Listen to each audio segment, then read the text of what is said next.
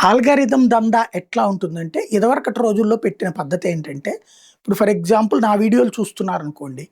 4, 5 వీడియోలు చూసాక నా వీడియోలు మీకు సజెషన్స్‌లో వచ్చేస్తాయి ఆటోమేటిక్‌గా. మీరు ఆన్ చేయగానే యూట్యూబ్ ఫస్ట్ నా వీడియో కనబడుద్ది ఏదో ఒకటి. దాన్ని చూడడం ఏం చేస్తే దాని రిలేటెడ్ అట్లా. మీరు దాంట్లో నా వీడియోల్లో దేశం గురించిని చూసారనుకోండి, అవే వస్తా ఉంటాయి.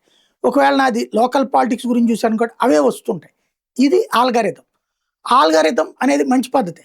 కానీ ఇప్పుడు క్రమంగా ఎలాగైంది? పబ్లిక్ అందరూ దీనికి అలవాటు పడ్డాక దీన్ని క్యాష్ చేసుకుంటున్నాయి సదరు సంస్థలు. ఎట్లాగా? మీరు కోరుకున్నది చూడటం గాదు. మేము మీకు చూపించాలనుకున్నది చూపించడం. ఎట్లా? ఫర్ ఎగ్జాంపుల్ ఇప్పుడు నాది జాతీయవాదులు చూస్తున్నారు. లేదా దేశ ప్రేమికులు చూస్తున్నారు.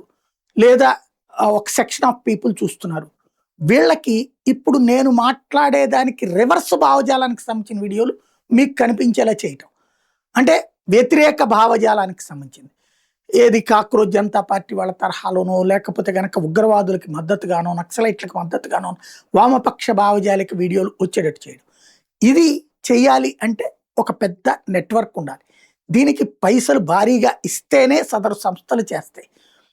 అలా తీసుకుని చేస్తున్నారనడానికి సాక్ష్యం కాక్రోచ్ జనతా పార్టీ ఢిల్లీ ఉద్యమానికి, జార్ఖండ్‌లో విద్యార్థుల ఉద్యమానికి మధ్యన తేడాకి సంబంధించి ఎన్‌డీటీవీ వాళ్ళు బయట పెట్టినటువంటి అంశం ఇన్‌స్టాగ్రామ్‌లో.